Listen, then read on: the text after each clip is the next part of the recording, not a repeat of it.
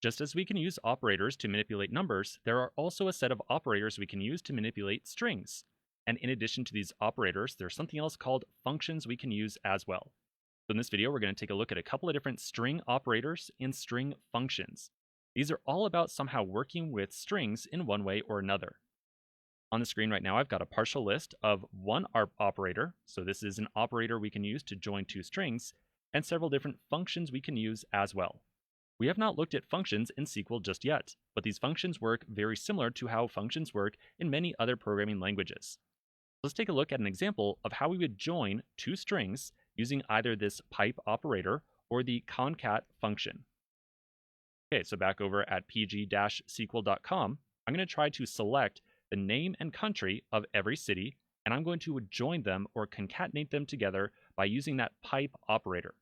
So we would write out select name and then pipe. Now those are not L's, they are not I's. They are the character that is to the right, just top of the return key on your keyboard. So I'll put in that symbol twice, and then country, from, cities, like so. I'm going to run that, and then we'll see that we get back a result of Tokyo, Japan, Delhi, India, and so on. Now, we probably don't want to just take the name and country and just join them directly together, because the result is kind of hard to read. So we might want to put an extra little comma in there and maybe a space as well. So something that says Tokyo, comma, Japan, just to make this a little bit easier to read. So to do so, we can concat with string constants as well. Right after the first double pipe, I'm going to put in a set of single quotes. Then inside there, I'll put in a comma and then a space. On the other side of the single quote, I'm going to put in another double pipe. So this can be interpreted as give me the name, then give me a comma and a space, and then the country. Let's try running this. All right, that's a little bit more legible. Now, just as we saw with some of those different other operators for mathematical operations, SQL is renaming, or Postgres is renaming this column to question mark column question mark. So we might want to put in another as keyword here to manually rename this generated column so it's more clear what this column is all about. So I might put in an as location. Now, if I run this again, I get a much better little column name there that's a little bit more clear about what is going on with this data. All right, so that is an example of an operator. We can use a function called concat to also join two strings. So this pipe operator and the concat function do the exact same thing. It is simply the syntax we are using that makes the difference.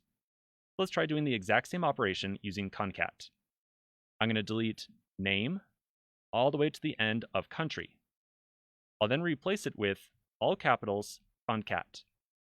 I'm going to call it as though it were a function, just like we would call functions in many different programming languages. And then inside of here, I'm going to add in a couple of different arguments. So the arguments I put into this function are going to be the different strings that I want to join together. So I want to try to take the name of every row, and I want to join it with the country of every row. So I'll put in name, comma, country. I'll then run that, and we get the same operation or the same result that we had before. So it definitely works equivalent to that pipe operator. Again, the syntax is just a little bit different. Let's try adding in that extra little comma and space once again to just get a little bit more separation between the city and the country. So right after name, I've got the comma right there. I'll then put in an empty string with single quotes. I'll put a comma inside there and a space right after. And then outside of the single quote, I'll put another comma. So the syntax, again, kind of hard to read, but we're essentially saying take the name, take a comma and a space, and the country, and join those three strings together. So I'm going to run this again, and I get the same result I had before. All right. We could also make use of other functions for manipulating strings, such as lower or upper. That will give us the lowercase or the uppercase value of some column. Let's try turning the name and country right here into uppercase and then joining them together. We can stack together as many functions as we want. So rather than deleting anything here, let's try to wrap name right here with a uppercase function call.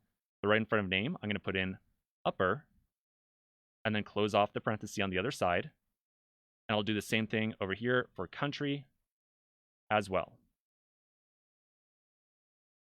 You'll notice now that my query is rather long. I'm going to click the Format button at the very top to automatically format this query just to make it a little bit easier to read.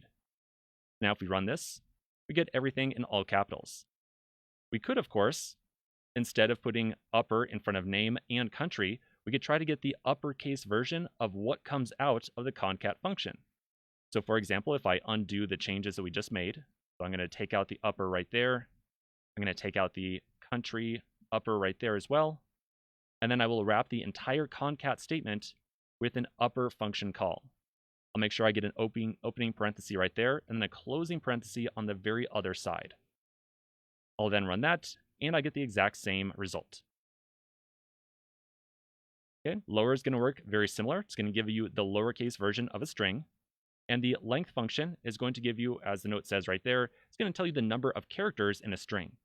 Length might be one of the more useful functions that you're going to make use of if you ever want to find strings of a particular length. We'll see some examples of that later on. All right, so we've taken a look at another operator. In this case, it is a string operator. And we've also introduced the idea of functions as well. Let's continue on in just a moment.